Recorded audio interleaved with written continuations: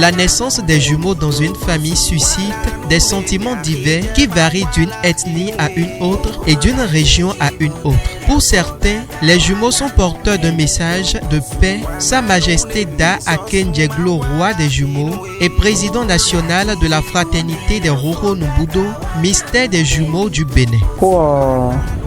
Nubudo. Nubudo do bebo ko babo e masin fumo wen hoho. Do minado ho minado peto en hoho e minado a.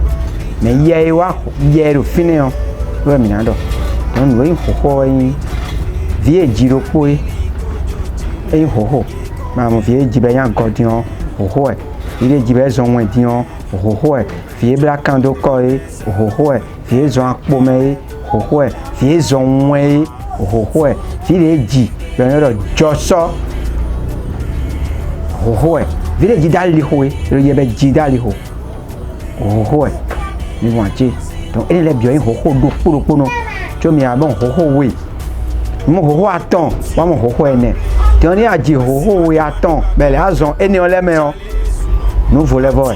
Les jumeaux, bien qu'étant perçus comme des êtres mystérieux ou des divinités, imposent également des cérémonies de baptême traditionnelles liées à leur apparition. Ils ont également la possibilité de choisir eux-mêmes leurs parents, voire leurs collaborateurs à travers le phare ou des révélations chimériques. Marina Hounou, journaliste au quotidien La Fraternité. Je peux vous rassurer que travailler avec les jumeaux, c'est pas venu du jour au lendemain. Je suis quelqu'un et je fais d'habitude des rêves prémonitoires. Donc c'est à partir de ces rêves que j'ai commencé à travailler avec les jumeaux. C'est déjà à partir de ces rêves que j'ai rencontré un confrère journaliste qui m'a conduit à Da Akenjeglo, roi des jumeaux. C'était le 2 octobre 2018. C'était à un festival des jumeaux. Donc c'est là-bas que je l'ai rencontré fortuitement et voilà. C'est pour ça que j'ai commencé à m'intéresser à la chose. Et en faisant des rêves peut-être, les jumeaux ont commencé quand même à me parler d'eux et tout. Vous pouvez vous imaginer même que j'ai réalisé un film documentaire qui porte une divinité des jumeaux. Je veux parler de la divinité Zepon qui est à Porte-Novo.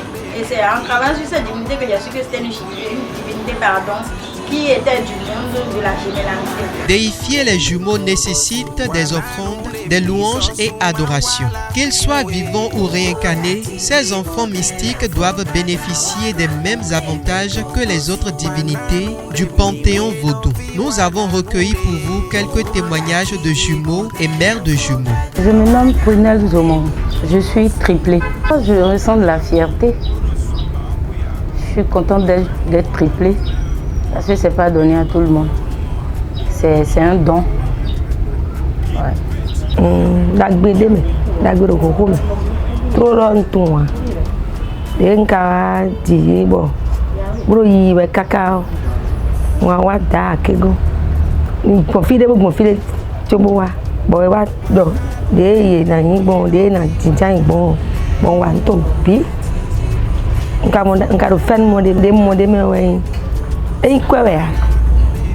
Mon santé, notre santé, tant bon, ni toto kwe moi, ni toto kwe choro, ni toto kwe ya, bobo jini, ni toto kwe de choro kwe lo, kwe nkadwa kwe ya. Bichele su, edo tagbadon bichele kaka bon le ayi ni biore su, bon uwe de su le awa, kwe duome. Donc ekwa bio, ekani na mi ekpede. Mon santé va être à temps. Mon santé de me. No yi, mon wa, go to peru, mais c'est le to dokumu hokole. Dagwe de wa mi ri biche de sui. Bo ero din de kaka ele wa kwe kanji. Mo fifa po. Bo mo ro tout temps mais les blocs bi. On fifa kwe do to ko ihosa. Bo mo hoko si côté no hésiter me bi lo ha. Edo me de wo ene dan dede. on a si tout nous de ho le sou da ho yin do gwen do le do pro me bo na wa blo gwen do e kan bo a e kan ze a ayi ho bo nu ho no je anyo nyan gbe bo wa ho nu do kwe to egbe bo nu ho na wa da gbe nu ho de yen do suru kele njiwe nle ado ago ido ye me nle aji yonu kede de njigbon e kan aduwa bo le zo ago a Léaji, Beyi, Yolukade, we, sous Vidopo. Mais Léaji, Bero Tabadoni, à l'oeil rono, à l'oeil rovi. Bero y a donné le foueton de Canlo Médion.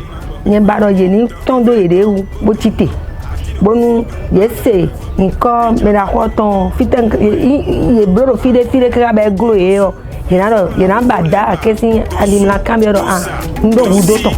Bon, azo e jere ko to le sa na na fifa le pour Les jumeaux réincarnés, selon les intervenants, doivent être traités de la même façon que les jumeaux vivants.